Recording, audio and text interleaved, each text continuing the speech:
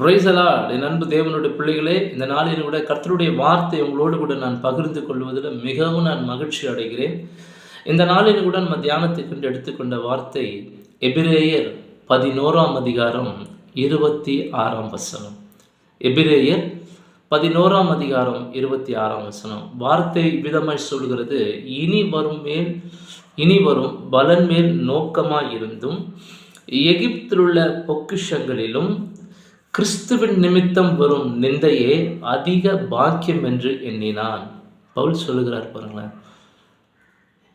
நிறைய நம்ம சம்பாதிச்சிருக்கோம், நிறைய செலவழிக்கிறோம், சம்பாதிக்கிறோம், இன்னும் பிரயாசப்படுகிறோம் பிள்ளைகளுக்காக, நமக்காக நிறைய நம்ம இன்னும் பொருள் ஈட்டணும்னு சொல்லி நம்ம நிறைய ஹிருதயத்தை இந்த மாதம் டார்கெட் நிறைய வச்சுருப்போம் இல்லையா?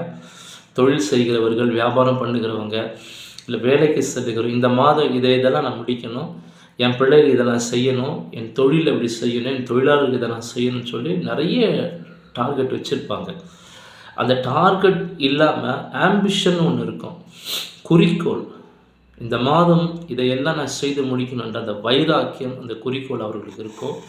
ரெண்டாவது, அவர்கள் செய்து முடிக்கணும்னு சொல்லி ஒரு அச்சீவ்மெண்ட் இருக்கும் எல்லா விஷயத்தின் வாழ்க்கையில், வியாபாரத்தில், பிஸ்னஸில். ஆனால் இங்கே ஒருத்தர் சொல்கிறார் பாருங்க, இனி எனக்கு வரும் பலன் மேல நோக்கமாக இருந்தும் எகிப்தில் உள்ள பொக்கிஷத்தில் பார்க்கிலும் கிறிஸ்துவின் நிமித்தம் வரும் நிந்தையே அதிக பாக்கியம். ஏன்னு சொன்னால், அந்த கிறிஸ்துவின் நிமித்தம் ஒரு நிந்தை தான் நம்ம கொண்டு போய் பரலோகம் சேர்க்கும். அல்லேலூயா. கிறிஸ்துவர்களாகிய நமக்கு கிறிஸ்துவின் நிமித்தம் வரும் நிந்தையே அதிக பாக்கியம். நல்லா புரிஞ்சுங்க. இந்த கடைசி காலங்களில் நம்ம யோசிக்கிறோம் பாருங்கள், நிறைய காரியங்களை குறித்து எப்படி வாழ போகிறோம்.